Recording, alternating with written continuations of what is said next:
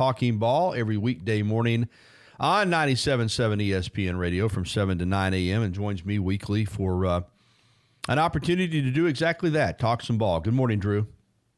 Morning, Gary. How are you? Doing well, my friend. I want to begin with basketball today, and we're going to get to Alabama and the SEC here and NCAA tournament hopes and all of that in a moment. But I do want to start by asking you about just your reaction to the tragedy involving Kobe Bryant, his 13-year-old daughter Gianna, and 7 others, too. We certainly don't want to forget about those lives lost in that horrific helicopter crash Sunday in Calabas, California that killed all 9 people aboard. But for Kobe, it's a tough one. I mean, you're talking about a guy that's one of the great players of all time in the NBA, 5-time world champion, 2-time Olympic gold medalist, still just 41 years old, had transitioned very nicely from basketball to a post-basketball life and career, had made an appearance here in Tuscaloosa back in August of 2018 to speak to the Alabama football team, went and ate at a local barbecue joint, a focused, tremendous athlete, but a very intelligent Renaissance man. I know we were all stunned about it on Sunday. Drew, just your reaction to Kobe Bryant's legacy and to his passing. Well, I mean, Kobe Bean Bryant was one of the top 10 to 20 players of all time. I mean, he's probably the only player that could have ever taken the torch from Michael Jordan and then continued and kind of become the epicenter of basketball like he did when Michael retired. Of course, he came back for a short period of time, Jordan did with the Wizards, but I'm talking about in the late 90s after the 6th championship with Chicago. Kobe, and the thing about him was he was fearless. As he said, I mean, I'm never going to back down from anyone. And he didn't back down from the challenge of trying to be even better than Jordan. Do I believe he was? No, but he's definitely in that conversation among the top 10 to 20 of all time. And it's so subjective. People get angry, and I've even gotten in some heated debates with who you think the greatest of all time are.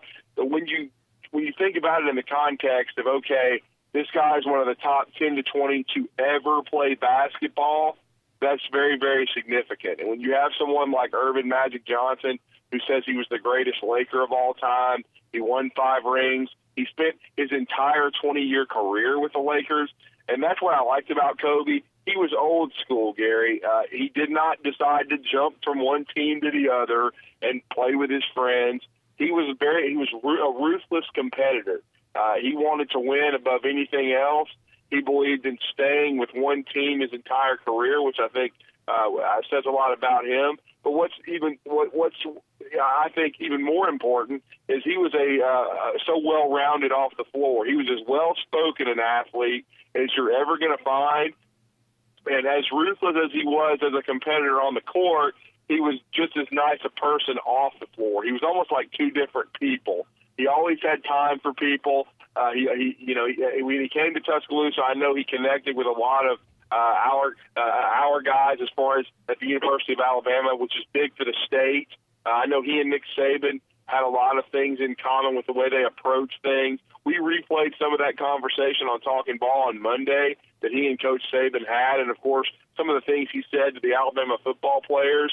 I think he was everything that was right in basketball. And the thing that I liked is he realized, too, when he was transitioning from playing to coaching and being a part of the game, he still wanted to be a part of it, but he knew that as he told Bruce Bowen, we've got to teach these kids how to play the right way. And that was very, very important. And the thing is, with him having daughters, he was also very close to the women's game. And I just thought that Kobe, everything he did, and the way he impacted basketball was in a positive way. And he had the one hiccup in his personal life in 2003, but he moved past that. And I just thought if you go back and look at a role model for a lot of people, there's no question in my mind that Kobe Bryant is one of the best role models we've ever seen in basketball. Yeah, I'm with you. I think that's well stated. Just a focus-driven player that I loved his approach to the game. It was serious business to him. It wasn't,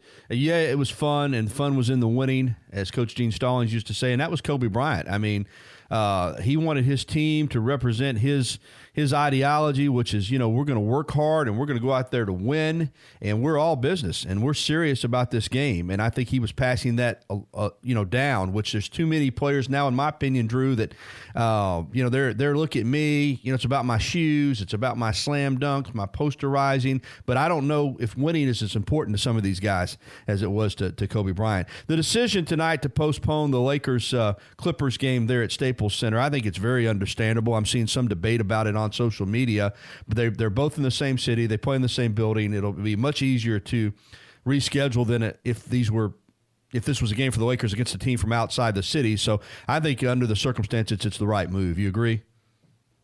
Well, yeah, because Kobe was still an employee of the Los Angeles Lakers.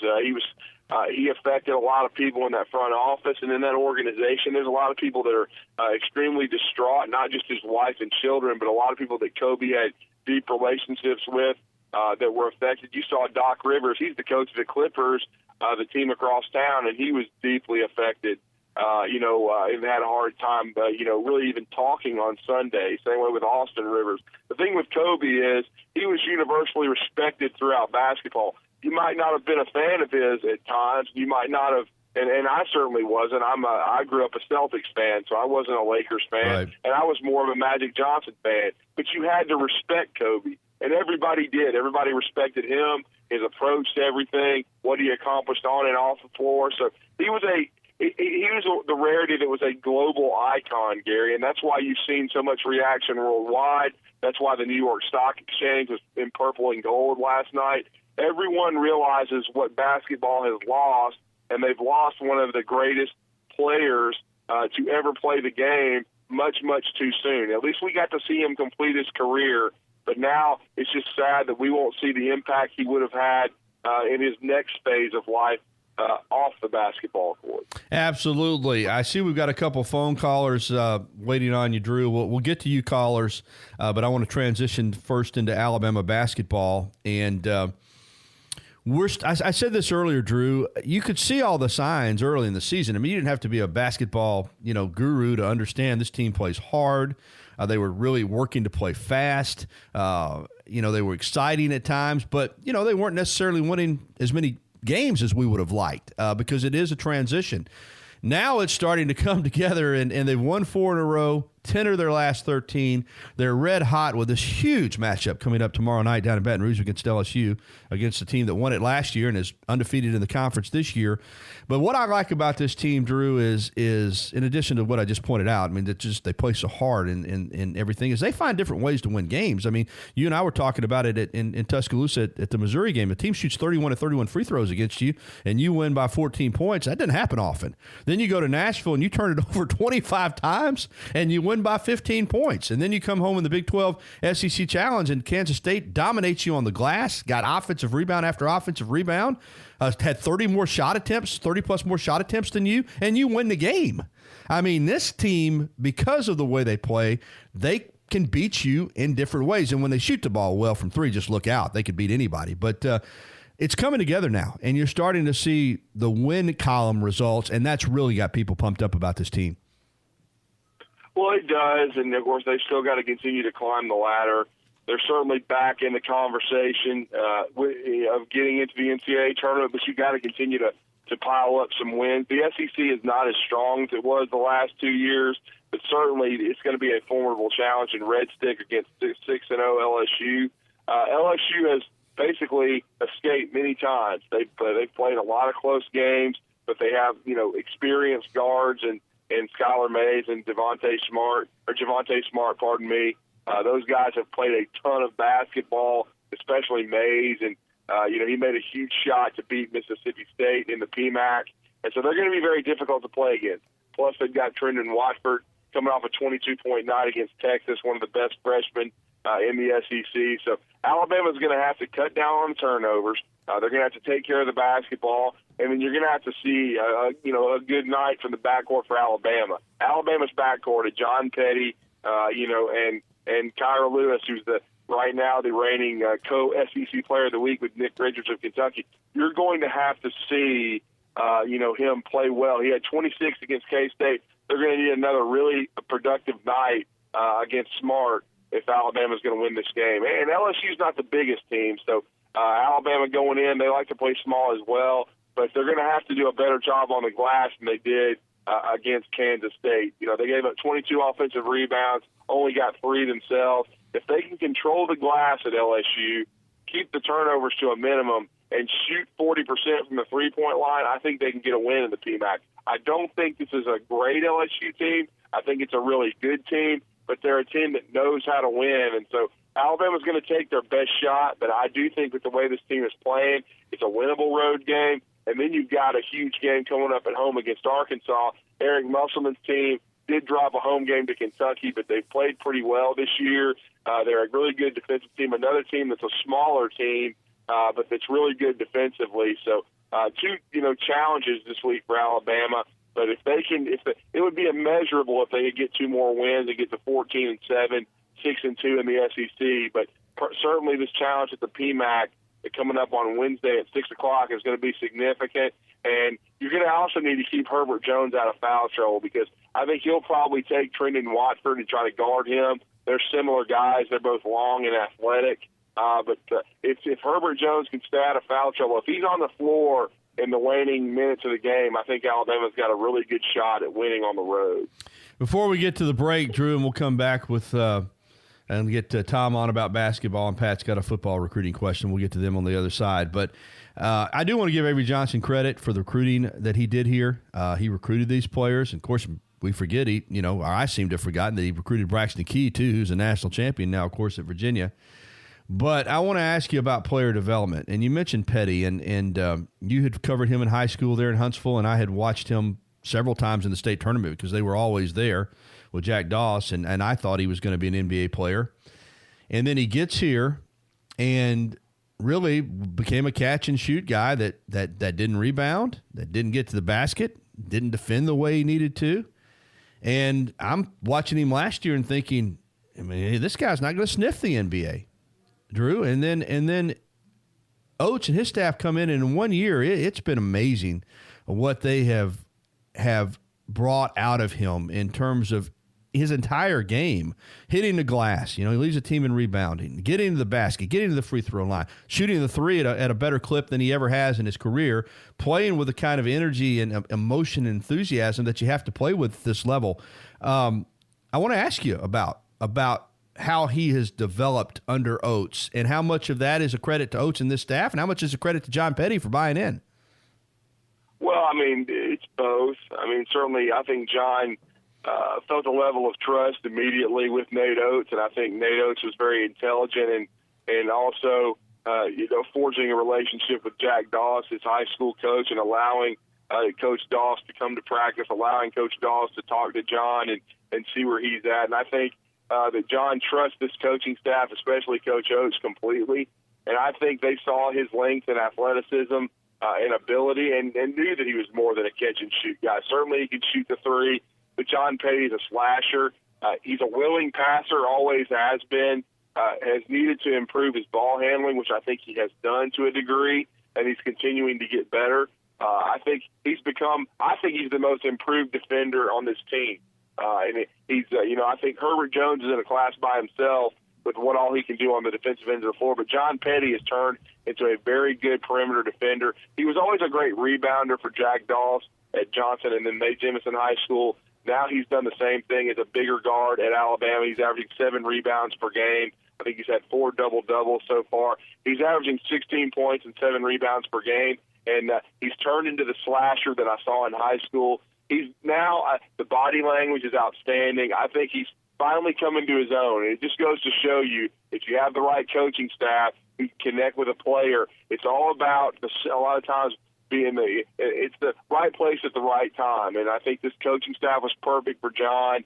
I think he's settled in and really started elevating his game. And I think he's back on the NBA radar. And I think, if he finishes this year strong and then potentially comes back for his senior season and can put 2 really good years of film on tape, I don't think there's any doubt in my mind he's going to be an NBA player, because he's multidimensional. He's long. He's a bigger guard, which is what they like in the NBA. And I think John Petty can help. I know it's very important for him to, want to provide for his young daughter And I think that he'll be able to if he continues to work, because I think he's turned into one of the best players in the SEC. And right now, he would have my vote as the first-team All-SEC guy and the most improved player in the conference. Well stated indeed, Drew. He is having a terrific year. All right, we're going to come back on the other side of this break. A couple phone calls for Drew at 205-342-9904. Let's face it, sometimes local is just better. Locally grown, locally sourced. Shop local, eat local. But what about local expertise?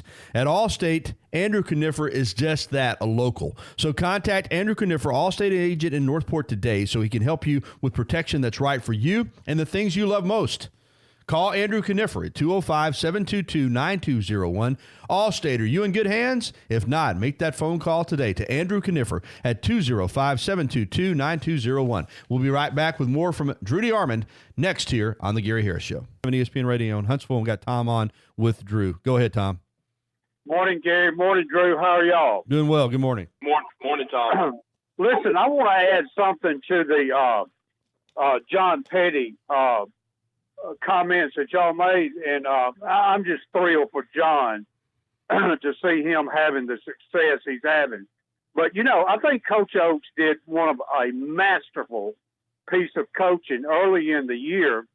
John had a game that he struggled in, and Coach Oates suggested kind of through the media about, letting your defense kind of dictate your pace of play and get you into the flow of game. And he kind of singled out John with that. And after that, John turned it up and has become a more rounded, actually went back to what we all thought John was. You know what I mean? And he kind of took over some things. And I believe that was a masterful piece of coaching by Coach Oates in that situation. But I called to talk about the game tomorrow night, and I've been watching Watford play. I am absolutely impressed with him as a basketball player. And then I look over at Baylor, and I would die and had a heart attack if Watford and Butler was at Alabama this year. Would that kill y'all? I mean, it would certainly have been a great backcourt. Oh man, you're talking about Final Four. And Kyra Lewis, along with a third guard like John Petty, no doubt. I know there was some talk that Alabama's medical people couldn't get Jared Butler cleared. Drew, hold up a minute. Yes, sir. If I can find that doctor that said he wasn't healthy enough to play at Alabama, y'all have to come visit me with an orange jumpsuit on. Well, he's a good player. How did this happen? Well, Tom, though, that's the thing. Drew knows this well too. In recruiting, you're going to be close on some guys. Of course, they had Butler signed, but the woulda, coulda, shoulda stuff with Watford and Butler, Whatever. and what if Braxton Key was still here? But if they were here, then maybe you don't have Kyra, or maybe you don't have somebody. Well, yeah, you're right. But it is fun to kind of dream sometimes. Oh, no doubt. But, Coach Sanderson, he said a few days before we played Auburn, he said, do not be surprised if Alabama goes out there and hands it to Auburn on that game last Wednesday. Turns out he was right. This week on LSU, he said, I would not be surprised if Alabama goes down there and wins that game. And, of course, he won't elaborate on anything because he's so scared somebody's going to accuse him of coaching the team. But I'm really excited about the potential and the opportunity. If we were to win that game, Drew, here's a question. I tell you what, the tournament becomes more in focus with a win at LSU. No question about it. As I said at the start of the segment, if you win both the games this week, you are back in the tournament. Right now you're in the conversation, but if you can get 2 wins this week, get to 14-7, 6-2 near the top of the SEC, then you are solidly in, and then you can continue to play and climb the seed ladder from that point in time if you can continue to get good wins. Great call, Tom. Listen, I got to get to Pat, but okay, whatever. Bye. Good. Gosh, Tom. All right, do you want me to go ahead and punch Pat through here? All right, go ahead, Pat. Pat's got a football recruiting question. We got a couple of minutes. Go ahead, Pat. Fellas, it doesn't pay to get in a hurry. That I had an uncle had 3 tours in Vietnam, lost 3 helicopter gunships. He was so good, though, his vest and helmet are on the Huey helicopter in the museum at Fort Rooker. And wow, and what I'm seeing on this particular deal is that guy took off in a heavy fog. Heavy fog so much that the sheriff's helicopters and things were not flying at that point in time. But anyway, that's not either here nor there, and that's why I didn't call about that, just that it doesn't pay to get in a hurry. And that's what we can learn that about a lot of things. But what I called about is Alfred Collins, that I keep seeing different bits and pieces, Drew, that it appears that we are really, really pushing now to have Alfred Collins as a part of this class along with McKinley Jackson. And if Coach can do that, hey, I'm going to have to take up a collection and bump his pay. Well, what do you think? I think you need to be watching the orange, and white to Texas, because I think that's where Alfred Collins ends up. Alabama's going to see him this week, but I think it'll be a shock if Alfred Collins ends up anywhere but the 40 acres. His mother was a track athlete at Texas. His aunt works in the football office for Tom Herman, so he has a lot of connections. He's from nearby in Austin, so I think when it's all said and done, I don't think this is all that close. I think he knows where he's going. I think he's going to go to Texas. He's certainly given Alabama their opportunity, but I think McKinley Jackson is the top guy.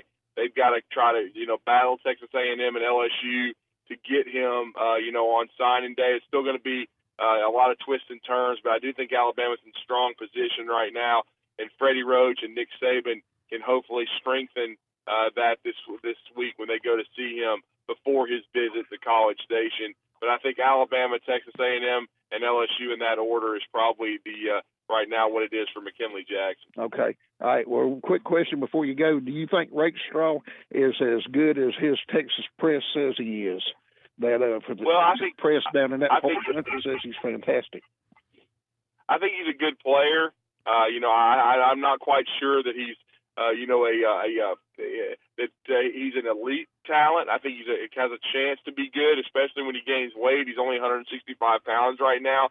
He did play in a very tough district in a very good program at Duncanville. I would say right now, if they can't get Alfred Collins, and I don't think they will, I think there'll probably be room for Rakestraw, and I would say he's going to visit Texas this weekend. But I think Alabama's in very solid position, and if they push, I think he'll pick Alabama on February the 5th. But I think Rakestraw's a good player. He measured 6 feet. I know Nick Saban really likes his athletic ability. And if I were a betting man right now in Alabama, I think I've heard they have 4 spots left. I would say that the 4 for me would be Ennis Rakestraw, Javon Baker, McKinley Jackson, and probably Carl Tucker, the graduate transfer tight end from North Carolina. Great call, Pat. We got to run, Drew. Thank you so much. Terrific segment.